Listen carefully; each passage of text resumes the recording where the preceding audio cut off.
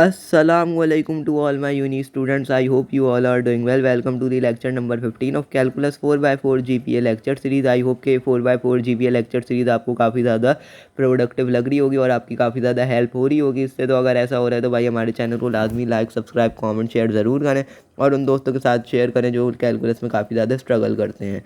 अच्छा जी, तो दूसरा ये है कि अगर आप लोग चाहते हैं कि पर्सनलाइज सेशन आप मुझसे ले लें, ट्यूशन ले लें या 1-on-1 सेशन ले लें, तो ये मेरा व्हाट्सएप नंबर है। आप मुझसे जो है वो कांटेक्ट भी कर सकते हैं, तो मैं आपको पर्सनलाइज ट्यूशन भी इंशाल्लाह प्रोवाइड कर दूंगा विद जो है वो आपको ग्रेट एक्सपर्टीज़ के साथ इंशाल्लाह एंटरटेन कर रहूँगा। एनीवेज जल्दी से लेक्चर की तरफ आते हैं। तो भाई इससे पहले जो है वो हमने लिमिट्स पढ़ लिया था। लिमिट्स के बाद जो है वो हमने एल हॉपिटल रूल जो है वो पूरा लिमिट्स को ऑफिशियली ख़त्म किया था। नाउ अब इस लेक्चर से हम स्टार्ट करने वाले हैं लिबनीट्ज़ थ्योरम। लिबनीट्ज़ थ्योरम होता क्या है, पहले सबसे पहले ये पता होना चाहिए आपको यूज़ कहाँ होता है और ये सारी चीज़ें पता होनी चाहिए। तो लिबनीट्ज़ थ्योरम जो बेसिकली भाई प्रोडक्ट रूल है डिफरेंशिएशन का, ठीक है ना। मतलब इसकी जो स्टेटमेंट है वो ये है कि अगर दो फंक्शन है हमारे पास, जैसे कि एक एफ ऑफ एक्स हो गया और एक जी ऑफ एक्स हो गया, और अगर वो दोनों बोथ जो है वो डिफरेंशिएबल है, मतलब उनको जो है वो डेरिवेटिव लिया जा सकता है, तो उनका जो प्रोडक्ट होगा वो भी डिफरेंशिएबल होगा। जाहिर सी बात है, जब दोनों इंडिविजुअली डिफरेंशिएबल हैं तो जाहिर सी बात है अलग अलग जब उनका डेरिवेटिव लिया जाता है तो कंबाइन करके भी लिया जा सकता है, सही है ना। अच्छा जी, अब ये लिबनिट्ज़ थ्योरम यूज़ क्यों होता है इसकी मैं आपको एक चीज़ बता देता हूँ। लेट सपोज अगर मेरे पास भाई एक फ़ंक्शन है, मेरे पास एक फ़ंक्शन है भाई D 2x into sine x, और मैं इसका जो है वो डेरिवेटिव लेना चाह रहा हूँ, तो डी अपॉन डी एक्स करूँगा मैं, सही है ना। अब यहाँ पे जब मैं इसका डेरिवेटिव लूँगा तो मुझे पता है कि भाई यहाँ पे सिंपल तरीके से डेरिवेटिव नहीं लिया जाएगा। यहाँ पे क्या होगा बच्चों, यहाँ पे जो है वो u इंटू वी लगेगा। 2x को हम u ऐड करेंगे और साइन एक्स को हम v ऐड करेंगे, मतलब प्रोडक्ट रूल लग रहा होगा। और प्रोडक्ट रूल क्या बोलता है, मैंने f और g की फॉर्म में लिख दिया है यहाँ पर। अगर मैं आप लोग को दिखाऊँ तो भाई ये क्या बोलता है कि अगर मैं u और v को f डॉट g कंसिडर कर लूँ तो मेरा u f हो जाएगा और g v जो है वो g हो जाएगा। तो f डॉट g को मैं अगर डिफ्रेंशिएट करना चाह रहा हूँ तो ये हो जाता है भाई f g डैश प्लस का f डैश g, ठीक है, ये हो जाता है हमारे पास। तो इस तरह जो है वो हम डिफ्रेंशिएट कर रहे होते हैं प्रोडक्ट रूल लगाकर। लेकिन अब मसला क्या है, लेट से अगर मेरे पास ये फंक्शन आ जाता है कि f डॉट g का स्क्वायर बन जाता है, या मेरे पास ऐसा फंक्शन आ जाता है कि एफ डॉट जी का क्यूब बन जाता है, या मेरे पास ऐसा फंक्शन आ जाता है कि भाई एफ डॉट जी का 4 बन जाता है, तो अब इस सूरत में हमारे लिए डिफरेंशिएट करना इसको काफ़ी ज़्यादा कॉम्प्लिकेटेड हो जाएगा बाय प्रोडक्ट रूल। तो इसलिए हम यूज़ करते हैं लिबनिट्ज़ थ्योरम, जाके हम जो है वो अपने डिफरेंशिएबल की ईज़िली कैलकुलेट कर सकें। तो इसलिए जो है वो लिबनिट्ज़ थ्योरम यूज़ किया जाता है, क्योंकि जब हमारे पास हायर पावर्स आ जाती हैं तो हम जो है वो प्रोडक्ट रूल से डिफरेंशिएट करना काफ़ी ज़्यादा मुश्किल हो जाएगा, तो उस वक्त यूज़ किया जाता है लिबनिट्ज़ थ्योरम। आई होप कि आप लोग को समझ आ गया होगा। नाउ अब लेना कैसे है, इसका तरीका क्या है, वो चीज़ भी मैं आपको बता देता हूँ। लेट सपोज अगर मैं एफ डॉट जी स्क्वायर की बात करूँ, एफ डॉट जी के होल स्क्वायर की बात करूँ, तो इसके अंदर अगर आप देखें तो भाई ये है मेरे पास एफ डॉट जी का होल स्क्वायर, जो कि बराबर है मेरे पास किसके भाई, एफ स्क्वायर जी के, ठीक है, एफ स्क्वायर जी हो जाता है। और फिर आपने क्या करना है, फिर आपने लिखना है 2c1, जो पावर है जो जैसे 2 है तो 2c1, ठीक है, और f में से एक कम कर देना है, जैसे पहले 2 था तो अब क्या हो जाएगा बच्चों 1 हो जाएगा, और इसी तरह g पहले कुछ भी नहीं था तो अब g की पावर में भी क्या आ जाएगा, 1 आ जाएगा। सो आई होप कि आप लोग को ये चीज़ समझ आई होगी ना। अगर हम क्यूब की बात करें तो क्यूब की बात क्या होगी भाई, क्यूब जो होगा वो बेसिकली हमारे पास कैसे लिया जाएगा, क्यूब जो है वो एफ डॉट जी का होल क्यूब अगर है तो इसका मतलब F3 हो जाएगा। देखें जो पावर है उसको ही लिखना है, F3 हो जाएगा। और जी का क्या होगा, जी जो है वो सिंपल रहेगा, फिर प्लस NC1 यानी 3C1, और अब F में से एक कम करवा दें यानी एफ स्क्वायर, और जी जो है हमारे पास G1 हो जाएगा, ठीक है। इसी तरह प्लस करवाएंगे फिर 3C2, ठीक है, और इसी तरह F2 था तो अब 1 हो जाएगा और जी क्या बन जाएगा, स्क्वायर बन जाएगा।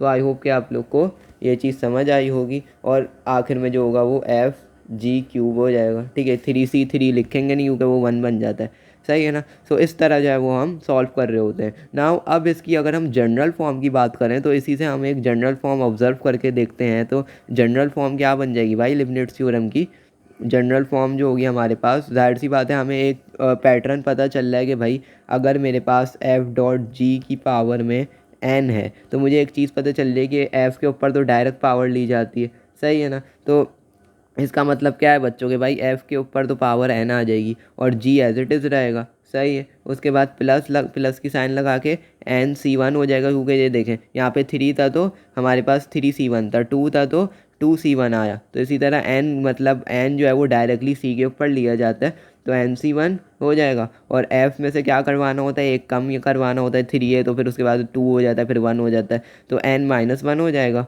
और g जो है वो हमारे पास क्या आ जाएगा, g हमारे पास 1 आ जाएगा। फिर प्लस लगा के NC2 और f की पावर में से n-2 और g का क्या हो जाएगा अब स्क्वायर हो जाएगा। और प्लस ये चलता रहेगा डॉट डॉट डॉट, कब तक चलेगा, जब तक NCn ना आ जाए, मतलब ऊपर भी n जो है वो c की पावर में सेम ना आ जाए, जैसे 3C3 ना हो जाए या 2C2 ना हो जाए। जैसे यहाँ पे 3C3 हुआ था तो उसके बाद हमने स्टॉप करवा दिया था। इसी तरह NCn दोनों जब सेम नहीं आ जाएंगी तब तक हमारे पास चलता रहेगा। तो इसका जो है वो जनरल फॉर्म जो है वो NCn-1, ठीक है, और f की पावर में 1 हो जाएगा, और Gn-1 और प्लस का f(Gn). तो इस तरह जो है वो हम ये जनरल फॉर्म हमने बना लिए। सही है ना। आई होप कि आप लोग को ये समझ आई होगी भाई इसकी जनरल फॉर्म जो है वो किस तरह बनाते हैं। अच्छा, यहाँ पर जो है वो एक और जो है वो हम लगाएंगे जो कि FG² के बराबर होगा, ठीक है ना। ये चीज़ आपने याद रखनी है। So that's all for Leibniz theorem. अब इसका जल्दी से अगर हम क्वेश्चन करेंगे then it will make more sense, right. So question की तरफ मूव करते हैं भाई। क्या बोलता है, differentiate 4 times of x 4 sin x with respect to x। भाई हमें 4 दफ़ा डिफरेंशिएट करना है इसको, और जो है वो x4 sin x हमें फंक्शन गिवन है। तो अगर किसी को फॉर्मूला अभी तक समझ नहीं आया लीबनिट्ज़ थ्योरम का, तो वो इस क्वेश्चन में जो है वो देख ले। दोबारा से मैं जो है वो फुल डिटेल में जा रहा हूँ। अब यहाँ पे बच्चे बोल रहे हैं कि भाई सर हमें कैसे पता चलेगा यहाँ लीबनिट्ज़ थ्योरम लगाना है। तो अकल के अंदर 4 दफ़ा डेरिवेटिव तुम लेने बैठोगे तो तुम्हारा पूरा जो है वो पेपर हो जाएगा, लेकिन ये एक सवाल नहीं होगा। और पता चला ये भी गलत किया है तो फिर कैलकुलस में बैकलॉग तो पक्की है भाई। तो इसलिए जो है वो लीबनिट्ज़ थ्योरम यूज़ होगा। अगर 4 दफ़ा नॉर्मली डेरिवेटिव लेने जाओगे तो बहुत लंबा सवाल हो जाएगा, 3-4 पेजों पे चला जाएगा। सही है ना। और फिर क्या पता कि आंसर भी सही ना आए। इसलिए जो है वो लीबनिट्ज़ थ्योरम हमें जो है वो इशारों से ही पता चल रहा है कि भाई जो है वो यहाँ पे लीबनिट्ज़ थ्योरम लगाना ही पड़ेगा। तो लीबनिट्ज़ थ्योरम लगाने के लिए मैं पहले जो है वो फार्मूला जो है वो डायरेक्टली पुट नहीं करवा रहा, मैं पहले जो है ना एक टेबल बना लेता हूँ। मतलब मैं f(x) और g(x) लेके इनको जो है वो डिफ्रेंशिएट करवा लेता हूँ 4-4 दफ़ा। क्यों 4-4 दफ़ा, क्योंकि मुझे पता है कि भाई f4 भी होगा, f3 भी होगा। तो इसका मतलब यही है कि जो फॉर्मूले में f4 f3 आ रहे हैं उनका मतलब यही है कि 4 दफ़ा डेरिवेटिव, 3 दफ़ा डेरिवेटिव। और इस तरह g² आ रहा है तो इसका मतलब यही है कि g को 2 दफ़ा डेरिवेटिव लेना है। क्यूब आ रहा है तो 3 दफ़ा लेना है। सही है ना। तो इसलिए मैं रफ कॉलम में आप लोग भी इसी तरह कर सकते हो जिस तरह आपको आसानी हो। वो f(x) मैंने ले लिया भाई sin x, ठीक है ना, और g(x) मैंने ले लिया x⁴। सही। अब मैं जल्दी जल्दी इनको डिफ्रेंशिएट करवाना शुरू करवाता हूँ। तो यहाँ पे f(x) sin x था। अब f जो है वो 1x मेरे पास जो हो जाएगा वो बन जाएगा भाई, तो f1x जो है मेरे पास बन जाएगा। sin x का डेरिवेटिव क्या होता है बच्चों, cos x होता है। इसी तरह f2 जो होगा मेरे पास वो बन जाएगा cos x का माइनस sin x हो जाता है डेरिवेटिव। इसी तरह f³ मेरे पास क्या बन जाएगा भाई, माइनस sin x का डेरिवेटिव दोबारा से sin x का cos x ही हो जाता है। अब f4 क्या बन जाएगा मेरे पास, f4 बन जाएगा माइनस का इंटू माइनस sin x, क्योंकि cos x का डेरिवेटिव माइनस sin x होता है, और ये बन जाएगा प्लस का sin x। आई होप के समझ आया होगा। नाउ g1 क्या बन जाएगा मेरे पास, g1 बन जाएगा x4 है तो 4x³। g2 क्या बन जाएगा 12x², और g3 क्या बन जाएगा 24x, और g4 क्या बन जाएगा बच्चों 24 बन जाएगा। तो इस तरीके से मैंने जो है वो यहाँ पे अपने वो निकाल लिए। सही है ना। मैंने जो है वो 4-4 दफ़ा दोनों के डेरिवेटिव ले लिए। अब जल्दी से हम फार्मूला लिख लेते हैं अपना लीबनिट्ज़ थ्योरम का, ताकि हमारा जो है वो फिर हम डायरेक्टली वैल्यूज़ को पुट करवाएं और हम we will getting our answer, right. So f.g⁴ क्यों लिया, क्योंकि 4 दफ़ा डेरिवेटिव लेना था। अगर यहाँ पे वो बोलता कि भाई 5 दफ़ा लो तो फिर हम 5 लेते। सही है ना। आई होप कि ये लॉजिक समझ आ रही होगी। नाउ अब मैंने क्या बताया था कि फॉर्मूले में सबसे आसान चीज़ याद रखने की कैसे है कि भाई पहली टर्म तो हमें पता ही है कि f(4g) होती है, क्योंकि जो n है वो डायरेक्टली n जो होता है जैसे वो डायरेक्टली f पे अप्लाई होता है और g एज इट इज़ रहता है। और जो लास्ट टर्म जहाँ एंड करना होता है हमें, वो भी मैंने आपको एक ट्रिक बताई थी कि क्या होती है बच्चों, वो जो है वो हमें पता है कि भाई g4 और f मतलब g के ऊपर n आ जाता है और f सिंपल रह जाता है। मतलब इसका उल्टा f4g है तो g4f, मतलब हर सवाल में यही होगा। ये चीज़ आपने मिलियंस का मैं कॉन्सेप्ट बता रहा हूँ भाई, किसी टीचर को नहीं पता होती ये बात। तो g4f जो है वो एंड हमने इस पर ही करना है। तो आपको ये पता चल जाएगा कि भाई स्टार्टिंग पॉइंट और एंडिंग पॉइंट क्या है, तो उस हिसाब से आपके लिए सवाल सॉल्व करना 50% ईजी हो जाएगा। सही है ना। तो अब क्या करूँगा मैं, तो बीच में मैंने जो है वो फार्मूला क्या था, NC1 यानी 4C1 और Fn-1। Fn-1 का मतलब क्या है, 4 - 1 जो कि 3 हो जाता है और g की पावर में 1 आ जाता है। फिर प्लस लगाते हैं, फिर 4C2, ठीक है, और f की पावर में दोबारा से n-1 करेंगे तो 3 - 1 2 हो जाएगा और g में 1 बढ़ाएंगे तो g² हो जाएगा। आई होप कि आप लोग को ये चीज़ समझ आ रही होगी। नाउ प्लस के साथ फिर 4C2 हो गया, अब 4C3 और n-1 यानी 2 - 1 तो F1 हो जाएगा और g क्या हो जाएगा, क्यूब हो जाएगा। और जो है वो हमारा, अब मैंने आपको बताया था कि जब n-1 नीचे आ जाए, 4C3 आ जाए, तो अगला जो होता है वो 4C4 ही होता है। 4C4 या NCN जो होता है हमारे पास वो 1 के बराबर ही होता है, इसलिए उसकी लिखने की ज़रूरत नहीं है। तो आपने कहाँ पे स्टॉप करना है, जहाँ पे NC और n-1 यानी 4 है तो 4 से एक कम आ जाए, 4C3 आ जाए या 5C4 आ जाए या 6C5 आ जाए या 7C6 आ जाए, मतलब ऊपर से एक कम नीचे है तो आपने उधर लिबनिट्ज़ थ्योरम को स्टॉप करवा देना है। आई होप कि आपको ये लॉजिक समझ आई होगी। और लास्ट टर्म तो आपको पता ही है, इसको मैं थोड़ा सा करीब करके लिख देता हूँ क्योंकि अंदाजे से जगह छोड़ी थी लेकिन वो उससे पहले ही आ गया। तो G4 5, ठीक है। तो इस तरह जो है वो लास्ट टर्म और फर्स्ट टर्म तो पता ही है, मतलब इसका वाइस वर्सा करना है। अगर मेरे पास F² G है तो लास्ट टर्म हमारे पास होगी G²F। अगर मेरे पास फर्स्ट टर्म F³ G है तो लास्ट टर्म होगी G³ F, ठीक है। उसका उल्टा लिखना है। तो इतना आसान है भाई लिबनिट्ज़ थ्योरम, मतलब हम जो है वो हर चीज़ मैंने आपको बता दी कि किस तरह जो है वो आप फॉर्मूले को याद रख सकते हो। Anyways now back to the question. अब जल्दी से हम वैल्यूज़ को पुट करवा देते हैं जो हमने निकाली थी, इसलिए मैंने शुरू में जो है वो चारों डेरिवेटिव ले लिए थे ताकि डायरेक्टली मैं वैल्यूज़ पुट करूँ और मेरे लिए आसान हो जाए। तो F4 की वैल्यू क्या है भाई, sin x है। अब डायरेक्ट हम पुट कर रहे होंगे यहाँ पे, तो sin x हो गया, ठीक है। और g की वैल्यू क्या है, g की वैल्यू सर x4 है, बिल्कुल सही कह रहे हो शहजादे, तो x4 आ गया प्लस का। अब क्या लिखना है, 4C1 आप कैलकुलेटर से निकाल लीजिएगा, 4 के बराबर होता है, ठीक है, 4 आ जाएगा। और उसके बाद जो है वो F³ की वैल्यू क्या है बच्चों, माइनस का cos x है तो माइनस का cos x आ जाएगा। G1 की वैल्यू क्या है भाई, 4x³ है तो 4x³ आ गया, प्लस की साइन लगाएंगे, ठीक है ना। उसके बाद 4C2 6 के बराबर होता है। F² की वैल्यू क्या है भाई, F² की वैल्यू है माइनस का साइन x, तो ये आ जाएगा माइनस का साइन x और इंटू जो है वो G² की वैल्यू क्या है हमारे पास, 12x² है, ऐसा ही है ना भाई, हाँ 12x², तो यहाँ पे 12x² आ जाएगा, सही है। उसके बाद क्या है, 4C3 बराबर होता है भाई 4 के, तो 4 आपने लिख देना है। F1 की वैल्यू sin x थी, ठीक है, और G³ की वैल्यू क्या आती है हमारे पास, G³ की वैल्यू 24x थी, सही है ना। प्लस की साइन लगाएंगे, G4 की वैल्यू क्या है 24 और F की वैल्यू क्या थी, F जो था ओरिजिनल फंक्शन हमारा sin x था, सही है। अब जल्दी से इसको मल्टीप्लाई करवा देते हैं और हमारा जो है वो आंसर आ जाएगा। F.G की जगह मैं लिख देता हूँ कि भाई sin x इंटू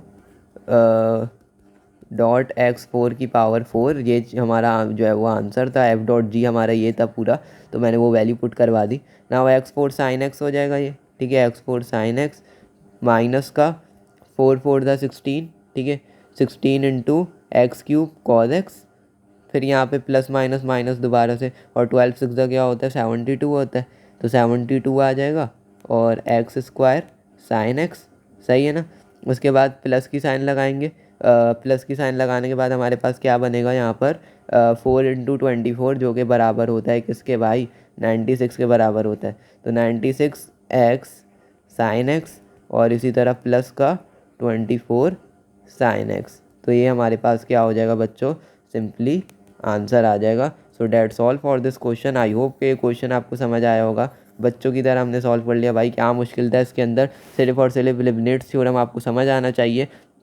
एक पेज के अंदर एक क्वेश्चन आ गया। अभी अगर आप जो है वो जो नल्ले आइंस्टाइन की औलादे ऊपर से आ रही थी कि हम जो है वो उसको डायरेक्टली 4 दफ़ा डेरिवेटिव ले लेंगे सर, लिबनिट्ज़ थ्योरम में पंचायत में पढ़ने की ज़रूरत क्या है, तो बेटा तुम लोग का जो आंसर था वो 3 4 पेजों पे जाता और पेपर में टाइम भी नहीं होता। किसी वजह से ही सर पढ़ा रहे हैं ना लिबनिट्ज़ थ्योरम, उनको शौक तो है नहीं ऐसी चीज़ें पढ़ाने का, ठीक है ना, उल्टी सीधी बस पढ़ा रहे हैं, तो पेपर में यही सवाल वो देंगे और लाजमी लिबनिट्ज़ थ्योरम से एक क्वेश्चन आता है, मेरे साल में भी आया था, इसलिए बिल्कुल भी हल्के में मत लेना इस टॉपिक को। तो एक पेज के अंदर हमारा पूरा सॉल्व हो गया लिबनिट्ज़ थ्योरम जो है वो। तो यही है भाई, मैथ के अंदर ये जो मेथड्स होते हैं हमारी ज़िंदगी को आसान बनाने के लिए आते हैं, ना कि मुश्किल बनाने के लिए। तो अगर आप इसको अच्छे से लॉजिक से पढ़ेंगे जैसे मैंने स्टेप बाय स्टेप पढ़ा है, तो Leibniz theorem literally I am saying it is a cup of tea for you. Now we are moving towards another question, ताकि आपके कॉन्सेप्ट और ज़्यादा क्लियर हो सकें और आप लोग जो है वो लिबनिट्ज़ थ्योरम को एज कर सकें, सही है ना।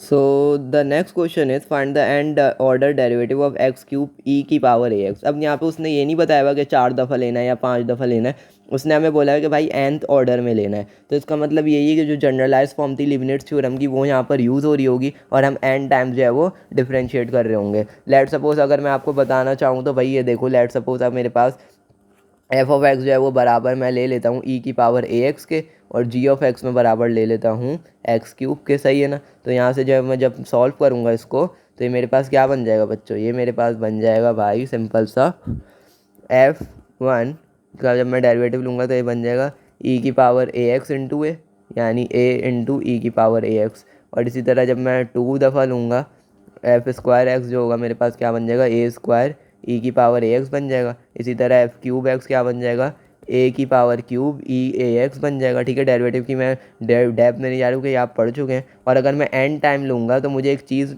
नज़र आ रहा है कि भाई ए की पावर में जैसे 1 टाइम लिया तो 1 आया, 2 टाइम लिया तो 2 आया, 3 टाइम लिया तो 3 आया। तो इसका मतलब एन टाइम लूँगा तो ए की पावर में क्या आ जाएगा भाई, एन टाइम आ जाएगा। ठीक है ना, ये ऑब्जर्व करने होते हैं आपकी, ये लॉजिक बिल्डिंग होनी चाहिए इतनी ताकि आप लोग जो है वो सॉल्व कर सकें ईजिली। ठीक है ना, तो इसलिए मैंने 2 से 3 दफ़ा डेरिवेटिव लिया। आप कह रहे थे ना सर जब एन टाइम लेना तो आप 4 दफ़ा क्यों ले रहे हैं डेरिवेटिव, तो भाई उसकी वजह यही थी ताकि मुझे एक पैटर्न पता चल सके और उस पैटर्न के अकॉर्डिंगली मैं एन टाइम जो है वो डेरिवेटिव ले सकूँ। तो एन आ जाएगा ई की पावर में ए एक्स। सही है ना। अब इसी तरह जी ऑफ एक्स को देख लेते हैं। तो अगर मैं जी वन लेता हूँ, जी वन एक्स मेरे पास किसके बराबर हो जाएगा 3x स्क्वायर के, जी स्क्वायर किसके बराबर हो जाएगा मेरे पास 6x के, जी क्यूब किसके बराबर हो जाएगा 6 के। और इसके बाद जितने भी डेरिवेटिव लिए जाएंगे क्योंकि कांस्टेंट का डेरिवेटिव 0 ही होता है, तो इसका मतलब एन टाइम भी मैं अगर डेरिवेटिव लूँगा इसका तो वो भी क्या आएगा भाई 0 आएगा। तो आई होप कि आप लोग को ये समझ आई होगी। तो ये मैंने एक टेबल बना लिया। सही है ना। अब क्या करना है, अब जल्दी से हम फार्मूले में पुट करवाते हैं क्योंकि हमारा नेक्स्ट स्टेप यही होता है। तो फार्मूला क्या है भाई, फार्मूला जल्दी से मैं लिख लेता हूँ। तो एफ डॉट जी, जब जितना जितना आप फार्मूला खुद से लिखेंगे आपको फार्मूला याद हो जाएगा। एफ एन जी, क्योंकि एन जो था वो जैसे 3 था तो एफ क्यूब हो रहा था। इसी तरह एंड कहाँ पे होगा, ये एंड भी मैंने आपको बताया था कि इसका रिवर्स, यानी जी की पावर में एन आ जाएगा और एफ सिंपल हो जाएगा। तो यहाँ पर मैं लिख देता हूँ भाई जी की पावर में एन आ जाएगा। सही है ना। अच्छा जी, उसके बाद क्या है भाई, प्लस का एन सी 1 होता है और क्या होता है एफ एन माइनस 1 हो जाता है और जी 1 हो जाता है। फिर प्लस लगाते हैं एन सी 2 होता है और एफ एन माइनस 2 हो जाता है और जी स्क्वायर हो जाता है। सही है ना। फिर प्लस लगाते हैं, क्या हो जाता है एन सी 3 हो जाता है और एफ एन माइनस 3 हो जाता है और जी की पावर में क्या आ जाता है, जी की पावर में आ जाता है क्यूब। और प्लस का अब मैंने आपको चीज़ बताई थी कि भाई उसका जो है वो डॉट डॉट डॉट चलता रहेगा कब तक, एफ जी की पावर एन तक। सही है ना, क्योंकि हमें यहाँ पता नहीं है एन की जगह क्या है इसलिए हम इसको रोक नहीं सकते। तो how we can tackle this problem now, अब मैं जल्दी से वैल्यूज़ पुट करवाता हूँ। एफ एन मुझे पता है किसके बराबर है, एफ एन की वैल्यू मैं निकाल चुका हूँ, ए एन ए की पावर एन और ई इंटू ए एक्स। तो ए की पावर एन आ जाएगी और ई की पावर में ए एक्स आ जाएगा और जी की जगह क्या आ जाएगा भाई, जी हमें एक्स क्यूब गिवन था, प्लस का n c one as it is रहेगा और एक एफ़ की पावर में एन माइनस वन है यानी ए की पावर में एन माइनस वन आ गया। सही है ना। और जी की पावर वन, जी की पावर वन है तो जी की पावर वन क्या थी भाई 6, 3x स्क्वायर था तो 3x स्क्वायर आ जाएगा। फिर प्लस की साइन लगाएंगे। सही है, वो हो जाएगा एन सी टू और ए की पावर में हो जाएगा एन माइनस टू और इसी तरह ई ए एक्स और उसके बाद जो है वो हमारे पास 3x स्क्वायर हो जाएगा 6x, प्लस की साइन लगाएंगे फिर एन सी 3 हो जाता है, ए की पावर में आ जाएगा एन माइनस 3। सही है ना। इसी तरह ई ए एक्स और इंटू 6 आ जाएगा और प्लस का डॉट डॉट डॉट ये चलता रहेगा। आई होप कि आप लोग को ये चीज़ समझ आई होगी। नाउ अब यहाँ पर एक जो प्रॉब्लम है वो ये है कि आपको C1 जैसे हमारे पास जो है वो कोई एग्जैक्ट नंबर नहीं पता हमें, जैसे 4C1 था तो उसका आंसर 4 आ रहा था, इसी तरह 3C1 था तो 3 आ रहा था। तो अब NC1 से जो है वो हमें फार्मूला निकालना आना चाहिए। तो आपको मैं बाइनोमियल थ्योरम अगर आपका भयानक मादी फर्स्ट ईयर याद दिलाऊँ तो उसके अंदर आप लोग ने मैथमेटिकल इंडक्शन के चैप्टर में पढ़ा था कि NC1 NC2 इनके क्या फार्मूलाज होते हैं। तो अब वो फार्मूलाज यहाँ पर यूज़ होने वाले तो वो आपको पता होने चाहिए। तो अगर मैं एक चीज़ ऑब्जर्व करूँ तो मुझे ये चीज़ तो पता चल रही है कि भाई अगर ऊपर NC1 यानी 4C1 था तो आंसर 4 आ रहा था, 3C1 था तो आंसर 3 आ रहा था। तो इसी तरह अगर NC1 होगा तो आंसर क्या आएगा, N ही आएगा। बिल्कुल शहजादे, ठीक है ना। तो ये पैटर्न ऑब्जर्व करना होता है, ये लॉजिक बिल्डिंग होती है। NC1 का तो आंसर मुझे पता चल रहा है 1 ही आएगा, इसमें मुझे फार्मूले याद करने की ज़रूरत नहीं है। लेकिन NC2 के लिए मुझे पता होना चाहिए कि इसका फार्मूला होता है N into n minus one divided by 2 factorial. इसी तरह NC3 होगा तो इसका फॉर्मूला होता है n into n minus one into n minus two divided by 3 factorial. तो ये मैं फार्मूलाज जो हैं वो ये पुट करवा देता हूँ NC2 NC3 3 की जगह, ताकि जो है वो मेरे लिए सॉल्व करना ईजी हो जाए। तो इस फार्मूले जो हमने लिखा है इसके अंदर पुट करवा देते हैं, तो उसके बाद देखते हैं हमें क्या मिल रहा है। पहले मैं इसको जो है वो एक सिंप्लीफाइड फॉर्म में लिख लेता हूँ ताकि मेरे लिए अप्लाई करना ईजी हो जाए। तो ये हो जाएगा ए की पावर n, ठीक है ना, ई की power ax x cube plus का NC1 ए की पावर में आ जाएगा भाई n माइनस वन और ई की पावर में ax इंटू 3x² आ गया। सही है। फिर प्लस की साइन लगाएंगे, प्लस NC2 और ये हो जाएगा ए की पावर में n माइनस टू और ई की पावर में ax हो जाएगा और इंटू 6x आ गया। फिर प्लस की साइन लगाएंगे, NC3 हो जाएगा और ए की पावर में आ जाएगा n माइनस थ्री और ई की पावर में हो जाएगा ax इंटू 6, ठीक है, और चलता रहेगा एंड सो ऑन, ठीक है, एंड सो ऑन यहाँ पर चलता रहेगा। नाउ अब हम पुट करवा देते हैं जो हमने NC1 NC2 इनकी जो वैल्यूज़ निकाली हैं, लेट से NC2 की और NC3 की और NC1 की हम पुट करवा देते हैं। सही है ना, ताकि आप लोग को जो है वो समझना आसान हो जाए। तो यहाँ पे क्या हो जाएगा, ये मेरे पास ये बन जाएगा भाई ए की पावर n ई की power ax x cube plus का NC1 की जगह सिंपल n आ जाएगा। सही है ना, और ये हो जाएगा ई की पावर ax इंटू 3x²। सही है। अच्छा जी, अब क्या होगा हमारे पास, प्लस का n जो है वो हमारे पास क्या था, NC2 की जगह क्या आ जाएगा बच्चों, NC2 की जगह आ जाएगा n into n minus one divided by 2 factorial जो होता है हमारे पास 2 ही होता है, तो डायरेक्टली मैं यहाँ पे क्या पुट करवा दूंगा, 2 पुट करवा दूंगा। सही है ना। अच्छा, यहाँ पे ए की पावर n माइनस वन भी थी, ठीक है। अच्छा, एन माइनस वन अपॉन 2 आ गया। सही है ना। अच्छा जी, अब यहाँ पे हो जाएगा ए की पावर में n माइनस टू और ई की पावर ax, ठीक है, और इंटू 6x, ठीक है। अच्छा जी, फिर प्लस की साइन लगाएंगे। अब NC3 किसके बराबर था बच्चों, NC3 बराबर था n into n minus one into n minus two divided by 3 factorial. तो 3 फैक्टोरियल का मतलब क्या होता है, 3 इंटू टू इंटू वन यानी 6 डायरेक्टली मैंने यहाँ पे पुट करवा दिया इंटू 6 और प्लस का डॉट डॉट डॉट ये चल रहा है। अब जो सिंप्लीफाई हो रहा है उसको सिंप्लीफाई कर लेते हैं।